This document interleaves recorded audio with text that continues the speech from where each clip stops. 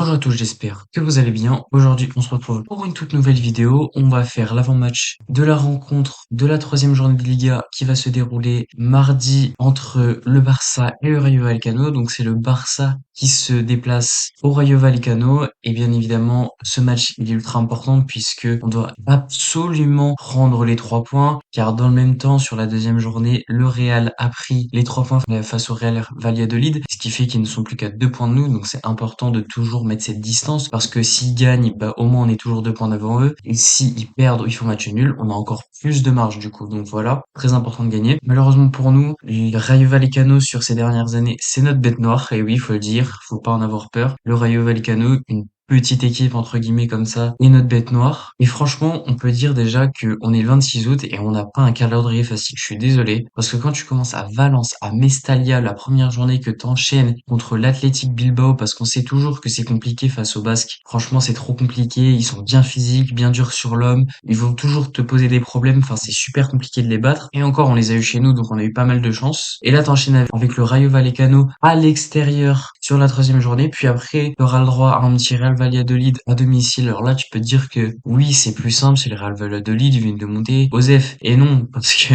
on l'a vu sur la seconde journée de Liga, là. Le Real, ils ont galéré contre Valladolid parce qu'ils ont posé le bus. Et contre quelle équipe on galère? Les équipes qui posent le bus. Bah voilà. Donc on sait aussi qu'on va galérer. Et après la trêve internationale, on a 2 déplacements d'affilée à Gérone et à Villarreal. Donc franchement, un calendrier bien dur. Si on perd pas de points sur ça, faudra féliciter Hansi Flick qui aura fait une grosse performance sur ce début de Liga. Donc pour revenir sur le Rayo Vallecano, comme on l'a dit, c'est notre bête noire. Et en plus, il commence bien la Liga. Sur les 5 derniers matchs, on a fait une seule victoire pour 2 nuls et 2 défaites. Donc ça vous prouve à quel point on galère contre eux. La dernière victoire, c'est chez nous 3-0 et c'est le dernier match où on a joué contre eux.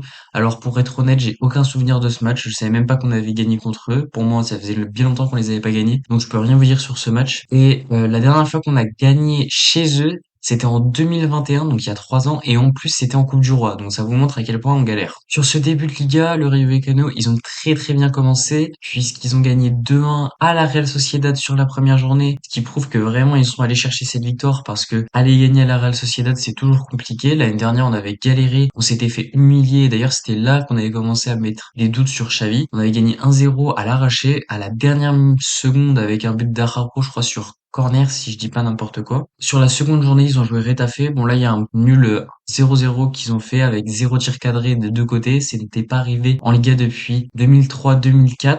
Moi, franchement, comme j'ai dit, les matchs de Retafe, je les prends pas en compte parce que ça sert à rien. Et franchement, Retafe, c'est chiant. C'est vraiment la pire équipe de cette Liga et de loin. On a hâte chaque année qu'ils redescendent. Ils redescendent jamais. On en a marre. Du coup, ce qui est important là, c'est pas de se dire que le Rayo c'est une équipe facile, qu'on va les humilier tranquille vu ce qu'on a fait contre Bilbao. Franchement, ça va. Non, absolument pas. Faut se concentrer sur ce match. Faut pas se dire que c'est déjà fait d'avance parce que et il y a un détail qu'il faut qu'on règle absolument, c'est l'efficacité parce que contre le Rayo, si on n'est pas efficace, on est mort. Ce qu'on l'a vu sur les derniers matchs, à part le 3-0 qu'on a mis, à chaque fois le problème c'est qu'on n'avait pas d'efficacité, c'est-à-dire qu'on avait plein d'actions, on les ratait toutes, mais eux dès qu'ils ont une action, ils la mettent. Ça, il y a pas de problème. Ça, vous pouvez compter sur eux. Et c'est pareil, hein. Comme tout le temps en fait, les joueurs du Rayo quand ils jouent contre nous, ça devient un Modric Prime pour les milieux, Piqué Prime pour les défenseurs, Neuer Prime au goal et Ronaldinho Prime en attaque. Enfin, c'est du grand n'importe quoi. À chaque fois, ils se révèlent au grand jour. Donc, vous pouvez compter sur eux pour vouloir nous enlever des points. Concernant le Barça, honnêtement, il n'y a pas énormément de choses à dire. Moi, encore une fois, j'attends pas énormément le jeu, surtout contre le Rayo, qui on le sait être notre bête noire. Si on prend 3 points, ça serait le plus heureux du monde. On peut aussi parler du cas Daniel Mo.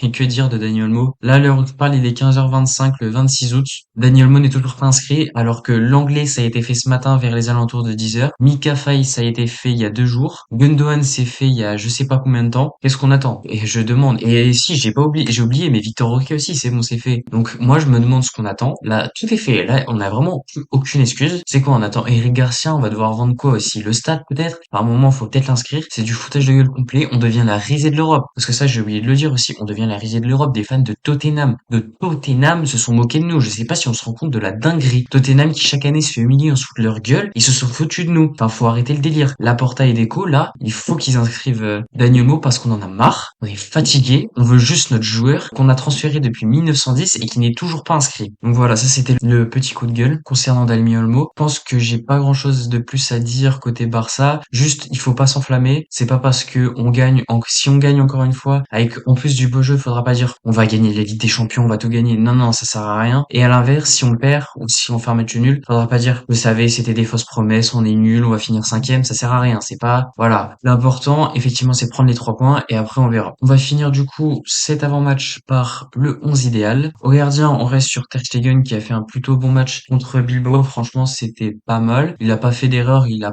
pas arrêté le penalty, mais bon, tu peux pas lui demander d'arrêter tous les penalties. Il a pas arrêté, c'est comme ça. À droite, je mets Koundé qui a encore fait un match sublime face à Nico Williams. Il l'a muselé totalement. En défense centrale, on repart sur la même défense que les 3 premiers matchs, c'est-à-dire Inigo Martinez et Koubarsi, qui a franchement, ça va, ça a plutôt bien fonctionné. Koubarsi, il a eu un peu de mal sur le dernier match face à Bilbao, mais bon, franchement, il est jeune, 17 ans, lui au moins il a des excuses contrairement à d'autres, comme Inigo Martinez ou Ferran Torres. À gauche, je pars sur Balde qui lui également a fait un super match contre Bilbao. De toute façon, dans l'ensemble, l'équipe a fait un super match contre Bilbao, mais lui, franchement, il a dynamité le côté gauche à lui tout seul parce qu'il allait pas compter sur Ferran Torres. Au milieu, on va partir sur Bernal. Je pense que Bernal est une bonne idée parce qu'il a fait un bon match, autant le récompenser. Avec Pedri et un numéro 10 Rafinha. Rafinha, c'est sûr, tu dois le mettre à ce poste. Il a super bien géré homme de match contre Bilbao. T'es obligé de le reconduire. En attaque, je mets à droite Lamine Yamal. En numéro 9, Lewandowski. Et à gauche, je mets Fermin Lopez qui pourra rentrer. Je pense qu'il peut commencer un match. Et de toute façon, on le sait, hein. Fermin Lopez, ça peut être un numéro 10, mais ça peut aussi être un ailier gauche qui